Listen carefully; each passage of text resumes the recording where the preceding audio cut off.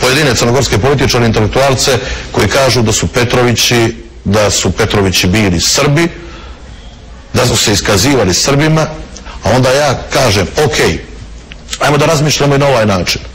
Proglas ruskog cara Petra Velikog iz 1711. da li je usmjeren u tom smislu da se on obraća Srbima iz Crne Gore ili Crnogorcima kao etnonimu? Proglas ruske carice Katarine II. Hoćemo li da idemo dalje, da je Voltaire znao da postoje Crnogorci, da je Napoleon Bonaparte znao da postoje Crnogorci i pisao pisma maršalu Marmonu o Crnogorcima? Trebam li da navodim sijaset, znači tih podataka kako su stranci koji su dolazili u Crnu Goru i proučavali Crnogorce, njih definisali kao, odnosno prepoznavali i opisali kao Crnogorce. Dalje, za nacionalno pitanje je bitno na koji način ga percipiramo, znači on ne podrazumijeva ono što mi kažemo i mislimo u sebi, nego što i drugi govore o nama. Postoji određene objektivne karakteristike nacije, sem oni koje su subjektivne, ali to možemo tokom emisije, da sad ja ne držim predavanja u tom smislu. Meni je šlagvort za narodno pitanja na neki način vraćanje na temu koju smo nešto prije toga dotakli. Možda ste rekli da se ponekad kao kriterij za postojanje ili nepostojanje nacije uzima to šta su uglavnom čelni ljudi kroz istoriju govorili o sebi. Svi znamo da su neki Petrovići o sebi kao Srbima govorili na sva zvona i tako dalje i tako dalje.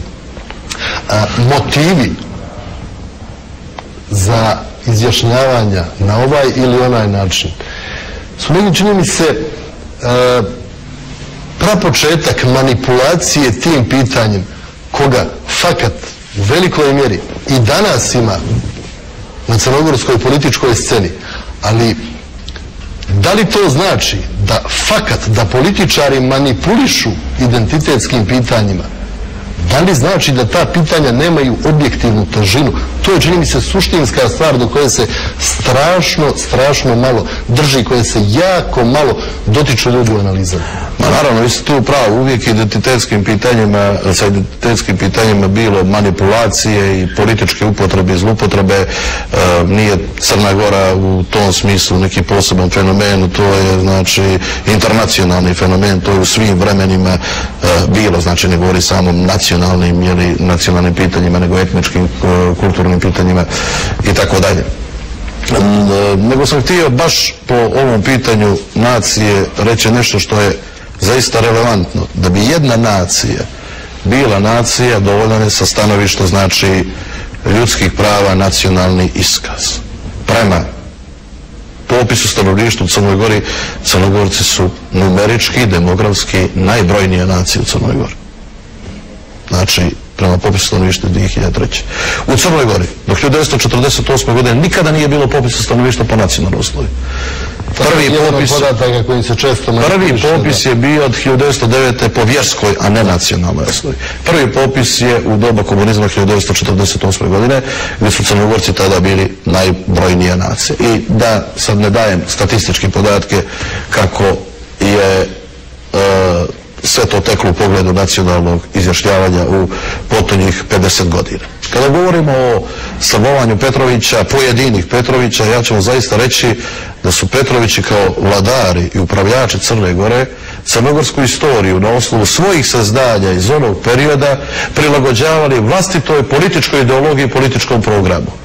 Oni su percipirali crnogorsku prošlost na način da im ona bude pogonsko gorivo u smislu promovisanja vlastite političke ideologije.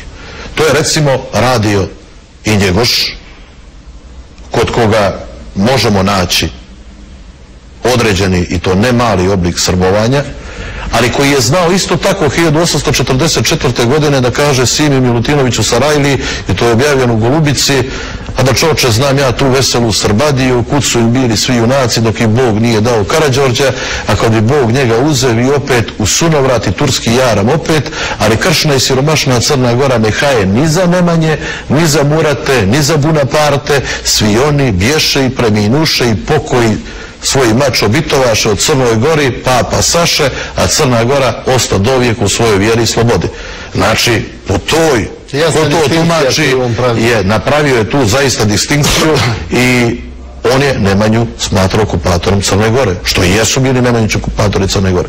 Ali također, kod Njegoša ne možemo da pronađemo ono što je objektivna istorijska istina, a to je nema u njegovim dijelima perioda Vojslavljevića, Dukljanskog perioda crnogorske prošlosti. I nema Balšićkog perioda crnogorske prošlosti. To je znači nekoliko, apsolutno, jer ne možemo mi na događaje istorijske gledati očima 21. stoljeća na način kao što je to gledano u 19. stoljeću. Ali isto tako kod Njegoša, gospodine Šukoviću, možemo naći crnogorsko provodno pismo i crnogorski pasaport. Pa da je on bio Srbin ili da se osjećao Srbin u Crne Gore, što nije nazvao srpsko provodno pismo ili srpski pasaport? I zašto ljudi koji su dobijali te pasoše, čije faksimile ja imam, se u rubrikama izjašnjavaju kao Crnogorci, i to rodom Crnogorci, rod u smislu etniciteta, ne u smislu neke geografije.